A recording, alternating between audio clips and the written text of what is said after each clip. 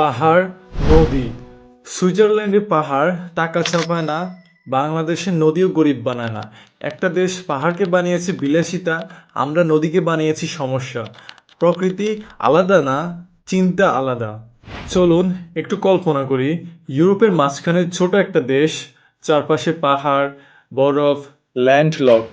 প্রাকৃতিক সম্পদ খুব বেশি না, তেল নেই, গ্যাস নেই, বিশাল কৃষি জমি নেই, কিন্তু আজ সেই দেশ পৃথিবীর অন্যতম ধনী দেশ।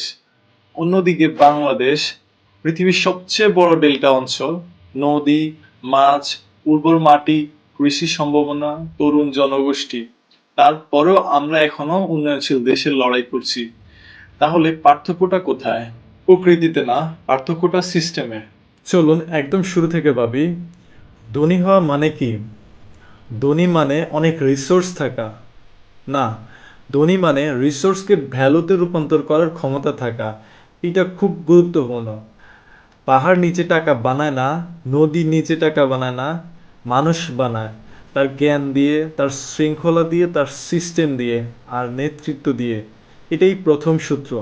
সুইজারল্যান্ড কি করেছে?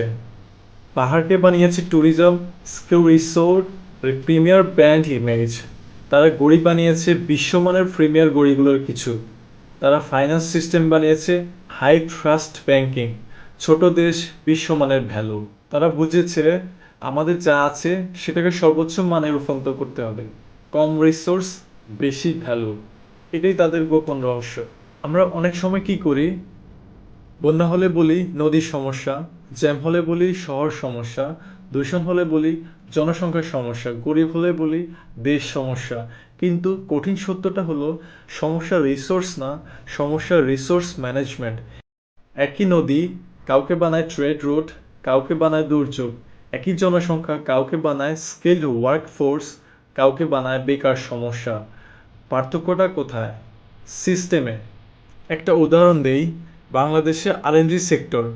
আমাদের কাছে কটন খুব বেশি নেই, তবুও আমরা বিশ্বের অন্যতম বড় গার্মেন্টস এক্সপোর্টার। কেন? কারণ সাপ্লাই চেইন, শ্রম, network, global connection, value chain. মানে কি? আমরাও পারি যদি সিস্টেম বানাই। এবার নদীর কথা বলি। নদী মানে কি? সস্তা লজিস্টিক্স, অভ্যন্তরীণ ট্রেড রুট, নদী বন্দর, fisheries, tourism, smart agriculture, blue economy. বিশ্বের বড় বড় সভ্যতা নদীর পাশেই গড়ে উঠেছে। নদী দুর্বলতা নয়, নদী একটা সম্ভাবনা। কিন্তু আমরা যদি নদীকে শুধু দুর্যোগ হিসাবে দেখি, তাহলে সেটা সমস্যা হয়।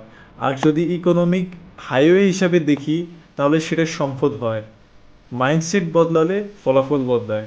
দেশ বদলায় সরকারের মাধ্যমে না, দেশ বদলায় মানুষের চিন্তায়।